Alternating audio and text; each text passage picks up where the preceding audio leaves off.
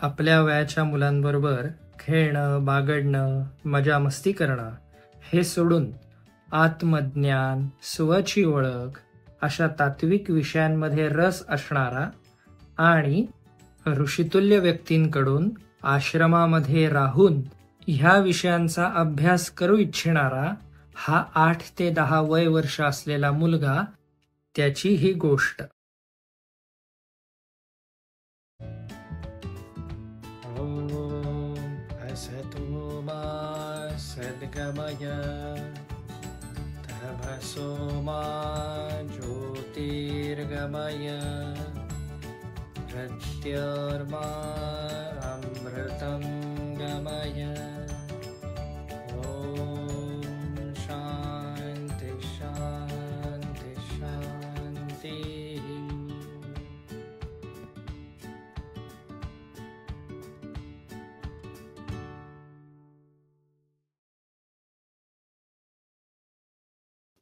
एक आटपाट जंगल होतं. त्या जंगलामध्ये एक लहान मुलगा, साधारण 8 ते 10 वर्ष वय, आपल्या आईसोबत राहायचा. त्याला त्याच्या आईने लहानाचं मोठं केलं होतं, ज्याला आजच्या भाषेत आपण सिंगल पेरेंटिंग असं म्हणतो. आपल्या वयाच्या मुलांबरोबर खेळण्याच्या वयात ह्याला आत्मज्ञान, स्वची ओळख, ब्रह्मसत्य अशा तात्विक विषयांमध्ये जास्त रस होता. अशा विषयांकडे असलेला त्याचा कल पाहून त्याच्या आईला नेहमी आनंद आणि चिंता अशा मिश्र भावना असायच्या. अशाच एके दिवशी तो त्याच्या आईला म्हणाला, मला जंगलामध्ये आश्रमामध्ये जाऊन राहायचंय. आश्रमातल्या ऋषीमुनींकडून ज्ञान प्राप्त करायचंय, गुरुकुल पद्धतीने शिकायचंय. आणि त्याने केवळ इच्छा प्रकट न करता थेट परवानगीच मागितली.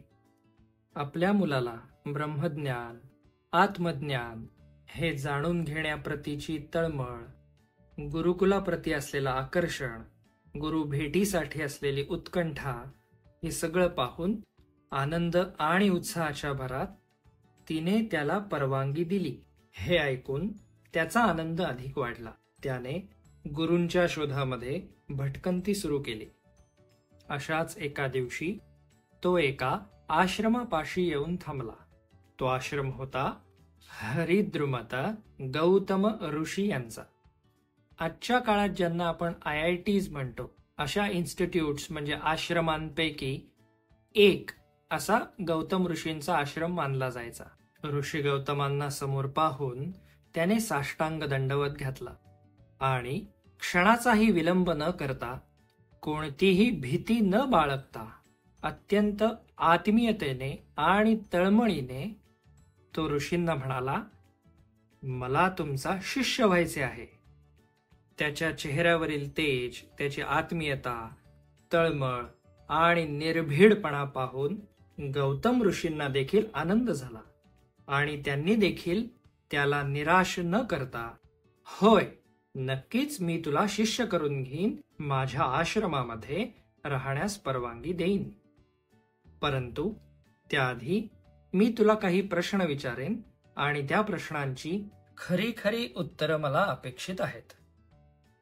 त्याने लगेच होकार देऊन टाकला. ऋषी गौतम त्याला म्हणाले, बाळ, तुझे नाव काय? तुझा कुळ कोणता? तुझं गोत्र काय? आणि हे सगळं जाणून घेतल्याशिवाय मी तुला शिष्यत्व देऊ शकत नाही. हे प्रश्न ऐकून तो लहान मुलगा थोडा निराश झाला, कारण त्याजवळ या सगळ्या प्रश्नांची उत्तरे नव्हती. तो गौतम ऋषींना म्हणाला, माझे नाव सत्यकाम आणि माझ्या आईचे नाव जबाला. ह्यापेक्षा जास्त माहिती मला नाही, परंतु मी माझ्या आईकडून याची उत्तरे घेण्याचा पूर्ण प्रामाणिक प्रयत्न करेन. असे म्हणून गुरूंचा आशीर्वाद घेऊन तो पुन्हा आपल्या आईकडे आला. त्याने जे काही घडले, ऋषींनी जे काही विचारले, ते जसेच्या तसे आपल्या आईला प्रश्न विचारले.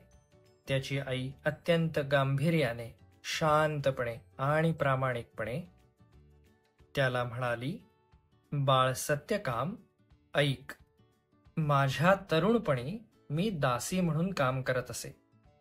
त्याच दरम्यान तुझा जन्म झाला.